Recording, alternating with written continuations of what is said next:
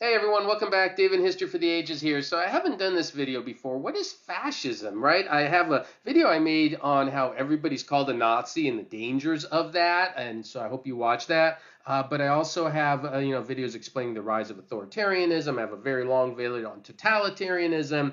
But fascism, and here's an image of Mussolini, is one of those words people throw around again a lot, but don't really understand it. So I want to give a basic overview. And so, first of all, just a quick little word origin. It actually goes back to ancient Rome, the term. And you can see here it's a bundle of rods tied together with an axe, and it was a symbol of power, of authority in ancient Rome. So that's where kind of they used a slightly different word, and that's the word origins of fascism. Just a quick little side note there. In terms of the characteristics, so at the core, it's of course authoritarian rule. I mean, one thing that I always say to people, you can't be a fascist if you believe in limited government, right? If you have a government that says, I want to limit government, I want to cut government involvement into your lives, you can't be a fascist, right? Fascists are ones who want government to control as many elements of life as possible. Economically, one of the things that you see in fascist is that you are allowed to have a private business, right? This is kind of what's the difference between fascism and communism, right? In communism, the government controls the means of production, right? In fascism, technically, you can have private businesses, but they all serve the state and they're all controlled by the state. So it's almost like it's very nuanced if you think about it. And this is one of the things I mention as well with my students is like if you look at the political spectrum, people go, oh, communism is on one side and fascism and Nazism are on the other side. And not really, folks. There's technical differences that I'm going through here with you, but it's really on one hand you kind of have anarchy, and then you go down the political spectrum, and on the other end you go from more and more and more government until you get to your fascist, communist, Nazis type systems. And so that's kind of the technical economic difference between the two, communism and fascism.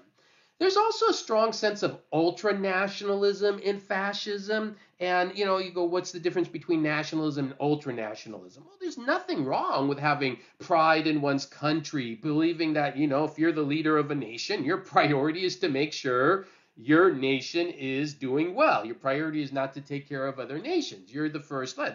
That's not fascism. Where it kind of gets into ultra-nationalism and fascism more is, at least I would say, and this kind of maybe more my opinion than it's going to have different people give you different perspectives on this, is when it reaches this level of xenophobia, where it reaches this level of, well, just take Germany for example, right? Everybody who's living in Germany who's not German is somehow an enemy of the state, right? Something of that nature. That would be kind of more what you would see in fascism. Another question I get is, how is fascism different than Nazism, right?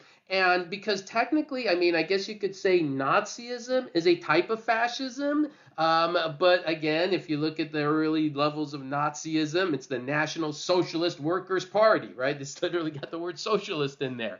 But in Nazism, you have this more race issue, right? Obsessed with racial purity and all of that. Fascism doesn't necessarily care about that as much as Nazism did.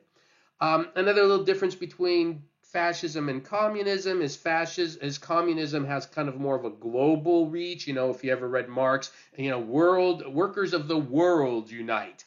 Fascist doesn't necessarily have that as much. So all of these different things, whether you're talking about fascism, Nazism, communism, there are these kind of nuanced differences between them. But in the practical reality, they're all very controlling. Now, obviously, probably the best example of a fascist ruler is Mussolini. He's head of the Italian National Fascist Party, one-party dictatorship. That's another characteristic of fascism. There's one party, right? There aren't multiple parties who have different say and checks and balances or any of that. So you do have kind of, if you have a multiple party system, again, you can't really be fascist as a society. So you have that, and of course, most people know he aligned with Nazi Germany during World War II.